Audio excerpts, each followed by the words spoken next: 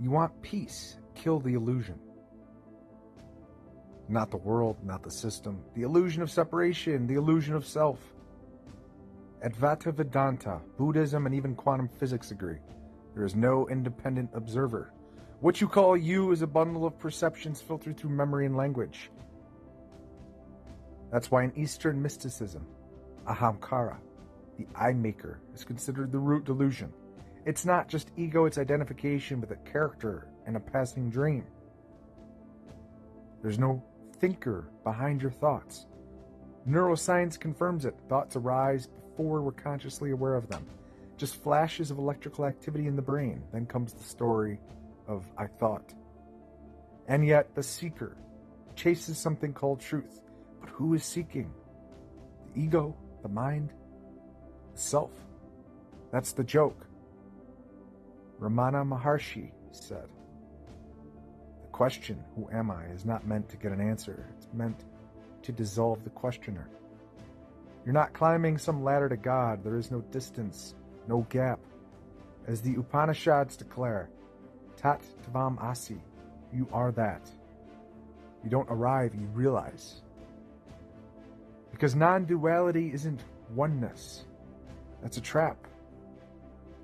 That implies two things merging. Non-duality is not two. No division ever existed. No line between subject and object. Everything you touch is made of the same source stuff as your hand. And your hand, it's not yours. It's the universe folding in on itself like a fractal. Alan Watts said, you are an aperture through which the universe observes itself. Strip away the ego and what's left. Not a void, not nihilism, but presence. The unconditioned witness. No thinker, no feeler, just thoughts, just feelings. Awareness without a point of view. The I falls silent, and suddenly the world is more vivid than ever. That's why mystics go silent, why Rumi wrote poetry instead of theology, why the Buddha just held up a flower. Because truth can't be spoken, only recognized. And you don't live in a non-dual state, you die into it.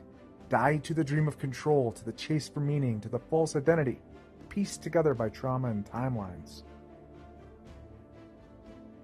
You don't master the mind, you watch it rise and fall like a wave. The Sufis called it fana, annihilation of the self and God, not metaphor, metaphysical fact. There's no you to reach the divine is all that is. Even science echoes this. Quantum entanglement, no such thing as isolated particles. All fields, all waves, all one. And yet we grasp, we build identities, we fear letting go. Why? Because the ego is terrified of death. But in non-duality, death is the doorway. The cross was never just suffering, it was the death of self. And resurrection, that was the return to pure being.